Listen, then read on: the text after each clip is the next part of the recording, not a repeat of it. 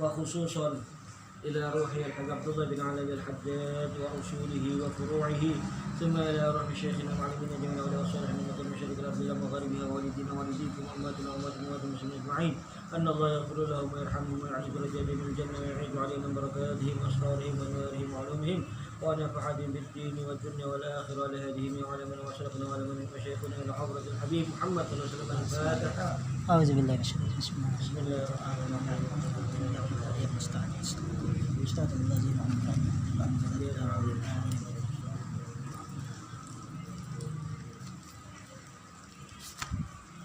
Assalamualaikum warahmatullahi wabarakatuh. Alhamdulillahi rabbil alamin. Wa asyhadu an la ilaha illallah al-malikul haqqul mubin.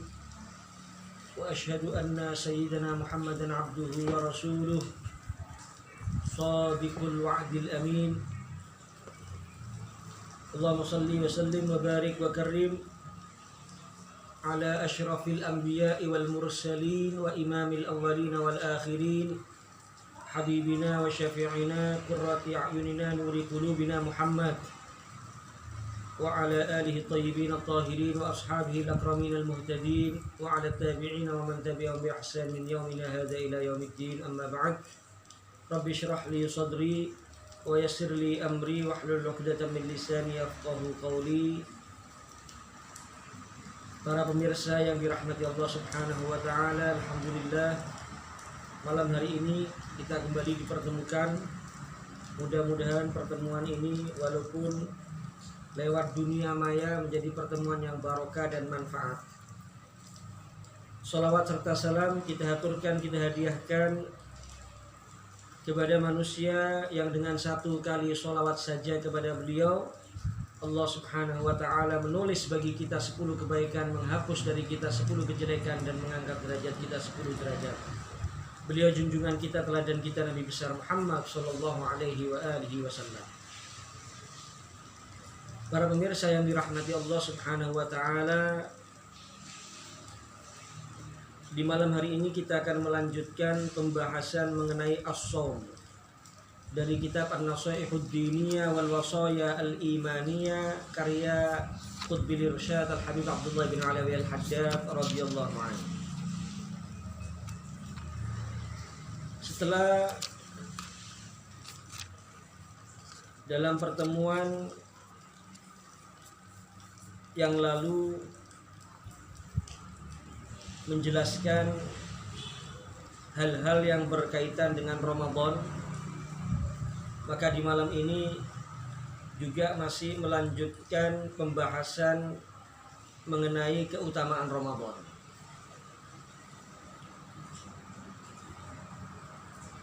Walaupun nanti akan ada pembahasan secara umum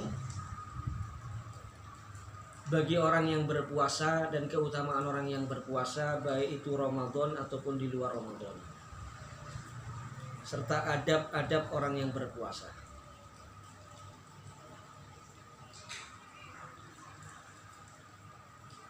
Disebutkan wa fi fadli syahri Ramadan, di antara keutamaannya bulan Ramadan.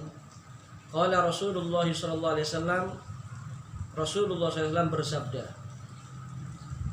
Ramadan ila Ramadan wal jum'ah ila jum'ah was shalah ila shalah mukaffiratun lima bainahunna idzajtunibatil kabair. Dari satu Ramadan ke Ramadan yang lain, dari satu Jum'ah ke Jum'ah yang berikutnya, dari satu sholat ke sholat yang berikutnya, maka semuanya itu mukaffiratun lima bainahunna, di antara keduanya, baik Ramadan ke Ramadan, Jumat ke Jumat, sholat ke sholat, itu menjadi pelebur dosa, menjadi pelebur dosa idzajtunibatil kabair, jika dijauhkan di antara semuanya tadi al-kabair, yaitu dosa-dosa besar. Jadi Ramadan kita yang lalu dengan Ramadan kita yang sekarang, kita sampai lagi di Ramadan yang sekarang. Alhamdulillah kita berhusnudzon dengan hadis ini. Berarti kalau kita lihat dosa-dosa kecil kita sudah dilebur sama Allah, sudah dihapus sama Allah Subhanahu wa ta'ala. Demikian juga antara sholat Jumat ke sholat Jumat yang berikutnya, maka itu juga bisa menghapus, melebur dosa-dosa kecil. Demikian antara sholat yang wajib, sholat fardu, dengan sholat fardu yang berikutnya, itu juga bisa melebur dosa. Jadi kita alhamdulillah jadi umatnya Nabi Muhammad ini cari ampunan dosa nggak sulit, para pemirsa yang dirahmati Allah, muslimin muslimat. Allah banyak berikan keringanan kepada kita. Harian ada pelebur dosa, dari sholat ke sholat, dari sholat subuh ke sholat zuhur. Dosa-dosa kecil kita di antara sholat subuh dan zuhur ini dilebur ketika kita sholat, dihapus. Setelah sholat zuhur kita sholat asar juga gitu, dihapus dosa-dosa kecil. Jadi kita melaksanakan perintah Allah itu bukan cuma sekedar pahala yang kita, tapi juga kita meraih ampunan dosa. Itu yang harian. Yang dalam hitungan mingguan, kalau bahasanya kita mingguan ya, semestinya Jumatan kalau umat Islam itu tetap. Dari sholat Jumat ke sholat Jumat berikutnya dalam seminggu, maka dosa-dosa kecil kita juga dihapus sama Allah. Kemudian juga ada yang tahunan, dari Ramadan yang lalu kita alhamdulillah dikasih panjang umur masuk Ramadan yang sekarang, maka insya Allah dosa-dosa kecil kita selama di antara dua Ramadan itu, kita masuk Ramadan yang sekarang sudah bersih, sudah dihapus sama Allah Subhanahu wa ta'ala. Jadi kalau dosa kecil itu memang bisa terhapus dengan perbuatan baik, dengan amal soleh yang berikutnya. Dalam hadis yang sering kita dengar, Nabi SAW bersabda, wa adbi'is sayyi'atal hasanata tamhuha. Ittaqillah haitsuma kunta wa adbi'is sayyi'atal hasanata tamhuha. Bertakwalah kamu kepada Allah, ikutilah kejelekan dengan perbuatan baik. Ya, yang penting jangan disengaja. Aku kate ngrasani mari ngaku istighfar, tambah dosa istighfar lek. Tolenan itu, guyonan itu kan. Kurang ajar sama Allah kalau seperti itu. Tapi kalau memang karena khilaf, karena kalah sama nafsunya, karena terjerumus sehingga melakukan dosa kecil, maka insya Allah dengan perbuatan baik setelahnya itu terhapus. Oleh karena itu ini tadi disebutkan idzajtuni batil kabair, jika dijauhi al-kabair, dosa-dosa besar. Karena kalau dosa besar nggak bisa.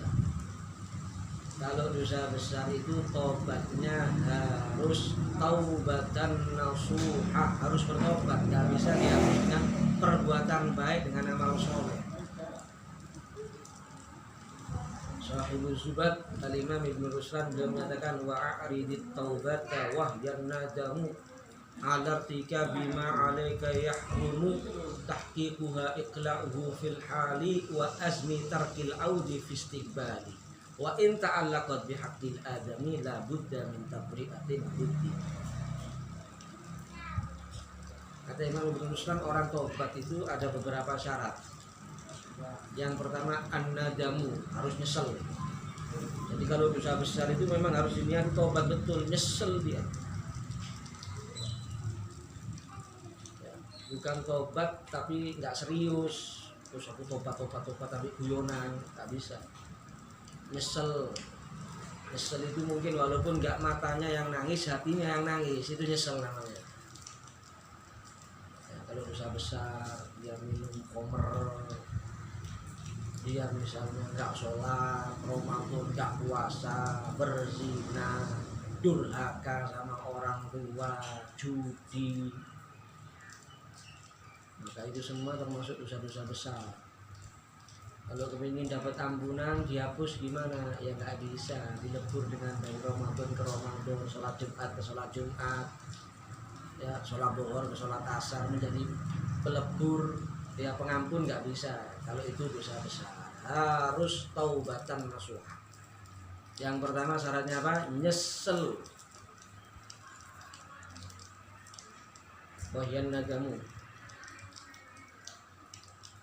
Apa buktinya orang kalau nyesel betul-betul? Kemudian syaratnya taubat yang kedua, iqla'uhu fil hal. Ketika tobat itu ya seketika itu ditinggalkan. Minum rombak mabuk, tobat aku tobat. Hari setengah botol tidak mau bisa, itu tobat itu tobat. Namanya tobat itu ya seketika itu langsung apa? Ditinggalkan itu perbuatan dosa dan maksiatnya, bukan dilanjut. Tahqiqu iqla'u bil hali. Yang ketiga, ini penting yang ketiga. Dan ini kadang-kadang yang agak berat ini kadang-kadang. Wa azni tarkil audi fi istiqbal.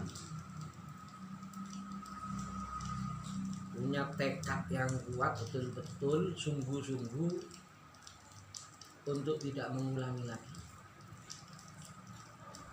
Kadang-kadang orang mencoba, tapi tobatnya itu karena Ramadan pray disik masih ya. Tapi rencana untuk riwayat balik itu namanya bukan tobat, tomat. Ya, mari tobat umat. Bukan tobat itu. Tobat yang sungguh-sungguh itu harus ada tekad yang kuat untuk apa? Dalam seumur hidupnya nggak ngulangi lagi. Masalah nanti terperosok lagi urusan lain. Yang penting ketika dia bertobat itu nangis sama Allah, nyesel, niat seumur hidupnya gak akan hilang. Masalah nanti tergelincir lagi, terjerumus lagi, terperosok lagi, ya tobat lagi. Dan jangan pernah putus asa. Kapan kita terjerumus, kita bertobat. Yang penting hubungan sama Allah jangan diputus. Itu jangan putus asa. Itu yang disampaikan Habib Umar ketika ditanya, ada sebagian pemuda ini ya tobat tapi kembali lagi, tobat tapi kembali lagi, sulit untuk tinggalkan. Gimana? Terus katanya, jangan putus asa. Pada saatnya kalau kamu sungguh-sungguh dalam bertobat, ingin berhenti dari maksiat itu, pada saatnya Allah rahmati kamu, Allah berikan hidayah kepada kamu sehingga sudah berubah total, kamu nggak tertarik lagi dengan maksiat. Mungkin kamu meninggalkan maksiat itu jadi sesuatu yang nikmat dalam diri kamu. Pada saatnya akan dibuat seperti itu. Yang penting kapan tergelincir lagi, kembali lagi kepada Allah. Jangan putus hubungan dengan Allah.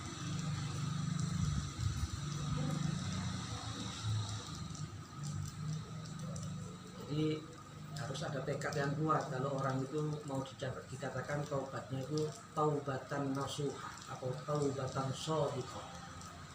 Tekad yang kuat untuk tidak mengulangi lagi perbuatan dosa dan maksiat yang dilakukan. Jadi nggak tergantung bulan. Seperti sekarang kan seringnya orang-orang ini jawani maksiat oleh Ramadan. Padahal maksiat itu bukan, kita diperintahkan jauhi maksiat itu bukan khusus Ramadan. Ya Ramadan nggak Ramadan itu kita dilarang melakukan perbuatan dosa dan maksiat. Perbuatan dosa dan maksiat itu tidak tergantung bulan, tidak tergantung tempat. Orang yang sungguh-sungguh bertakwa kepada Allah itu kapan saja, di mana saja.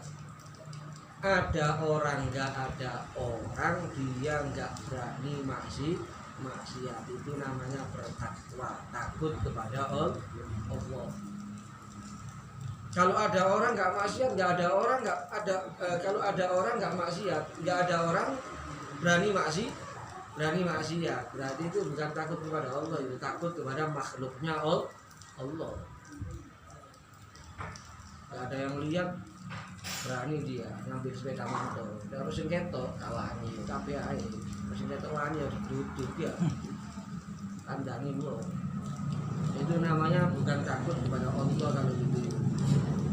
Takut kepada Allah itu kalau betul-betul dalam hati manusia, maka otomatis dia kapan saja, di mana saja, situasi seperti apapun, kondisi seperti apapun, dia insya Allah jauh dari perbuatan dosa dan maksiat. Karena dia selalu ingat Allah mengawasi dia, Allah melihat dia, Allah mengontrol dia. Jadi taubat yang sungguh-sungguh, taubatan nasuha ada 3 syarat. Pertama an-nadam, menyesal. Kedua, seketika itu ditinggalkan. Ketiga, tekad yang kuat untuk tidak mengulangi lagi dalam seumur hidupnya. Ada satu tambahan lagi, kalau perbuatan dosa yang dia lakukan tadi berkaitan dengan haknya orang lain. Seperti mohon maaf, mungkin dia ngambil hartanya orang lain, mungkin warisannya saudaranya dia ambil, dia makan, atau mungkin uangnya pesantren dia pakai ya karena gelap hatinya mungkin, atau uangnya masjid. Maka kalau seperti itu dia harus kembalikan atau meminta ikhlasnya. Kalau punya satu orang mungkin dia bisa minta ikhlasnya. Tapi kalau punya masjid, kalau punya pesantren itu yang agak repot. Jadi intinya dia pokoknya harus mengembalikan haknya orang lain. Kalau itu dosa yang dia lakukan berkaitan dengan masalah hukukul adab.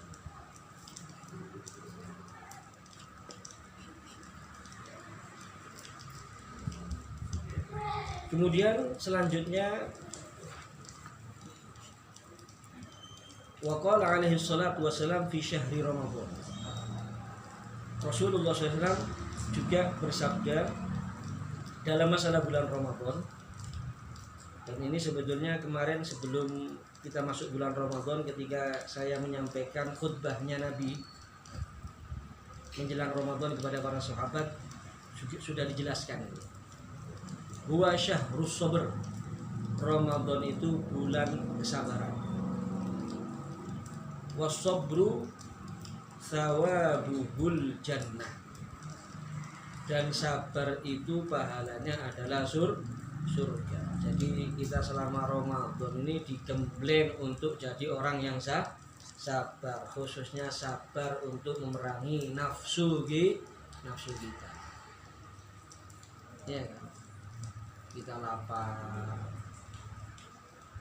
ada makanan siap sudah, dapur ada makanan, tapi kita sabar. Kita haus, buka kulkas, ada banyak es, ya, ada air dingin, botolik kemeringat, masya Allah, borokan garing, tapi kita perangi nafsu kita, sabar. Kalau nafsu terus terang, ini kepingin ya jogok botol itu dium, apa mana tepak sepi, tapi kita digembleng untuk sabar.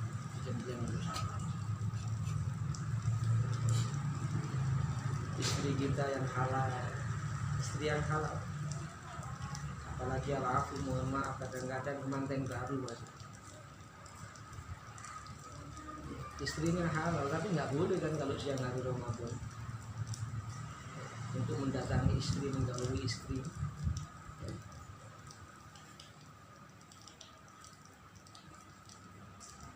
Dan itu nggak mudah, berat ya, apalagi sekali lagi kalau pengantin baru. Makanya saya sarankan kalau nikah itu jangan mepet Ramadan, apalagi pas Ramadan nikah, waduh tambah merawas semua.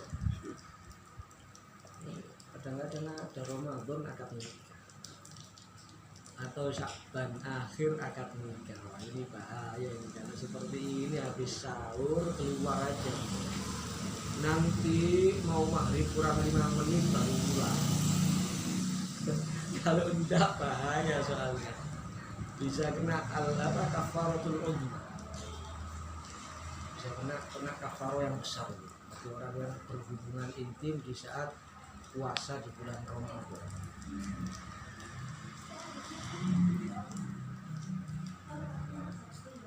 Jadi ini bulan kesabaran ya. Istri yang halal pun kita tidak bisa mendatangi, tidak bisa berhubungan intim kalau dalam kondisi puasa.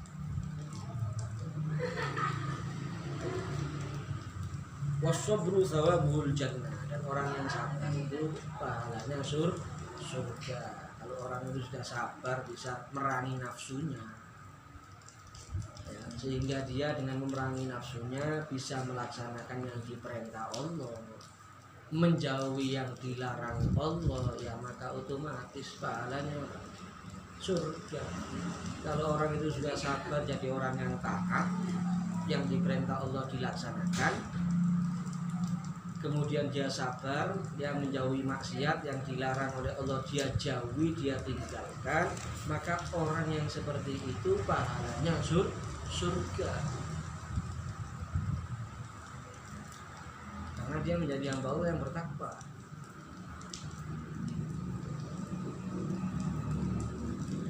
Wa qala fihi, kemudian Nabi SAW juga beliau menjelaskan tentang masalah Ramadan. Awwaluhu rahmah. Ramadan ini dibagi 3 ya. 10 hari pertama rahmat. Allah banyak memberikan rahmat kepada hamba-hamba.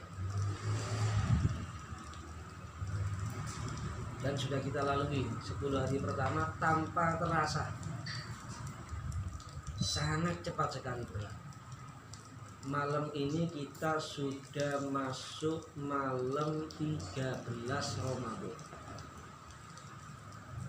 Berarti kita sudah berada di 10 pertengahan. Wa awsatuhu maghfirah. 10 pertengahannya Ramadan ini adalah maghfirah, ampunan Allah. Ini Allah ngobrol ampunannya ya. Makanya kalau masih ada yang nggak dapat ampunan, ya, rugi sekali. Masih nggak dapat rahmat, rugi sekali di bulan Ramadan. Kalau ada manusia, hamba Allah, umatnya Nabi Muhammad, bulan Ramadan hidup 1 bulan penuh nggak dapat rahmat, maka pertanyaannya kira-kira bulan apa akan dapat rahmat? Ramadan saja syahrul rahmah masih nggak dapat rahmat, nggak dapat ampunan. Hidup Ramadan 1 bulan penuh nggak dapat ampunan. Kira-kira bulan apa dia mau dapat ampunan? Kalau sudah Ramadan saja dia sia-siakan, apalagi bulan yang lain. Logikanya seperti itu. Kalau Ramadan saja dia sia-siakan, apalagi bulan yang lain. Kalau Ramadan saja tidak dia manfaatkan, apalagi bulan yang lain. Logikanya seperti itu. Kalau Ramadan nggak dapat rahmat, kemungkinan besar bulan lain semakin nggak dapat rahmat. Kalau Ramadan nggak dapat maghfirah, nggak dapat ampunan Allah, maka bulan lain dia semakin jauh dari ampunannya Allah. Wa akhiruhu itqun minan nar. 10 hari yang terakhir itqun minan nar, pembebasan daripada neraka. Kita sekarang sudah 10 pertengahan.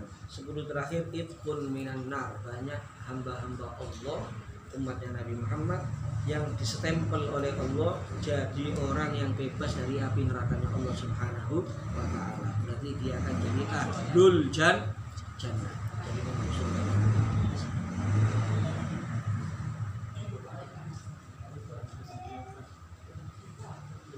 Ya mungkin malam hari ini sampai di situ, mudah-mudahan manfaat. Kita sambung lagi insya Allah di pertemuan yang akan datang. Ya, pertemuan yang akan datang juga masih menjelaskan banyak tentang fadhail Ramadan, keutamaan daripada bulan bulan Ramadan. Mudah-mudahan yang saya sampaikan ini bermanfaat bagi kita semua. Kurang lebihnya mohon maaf. Mudah-mudahan kita termasuk orang-orang yang mendapatkan rahmat, mendapatkan ampunan, dan terbebas dari api nerakanya Allah. Amin ya rabbal alamin. Wal afu minkum. Tsumma assalamu alaikum warahmatullahi wabarakatuh.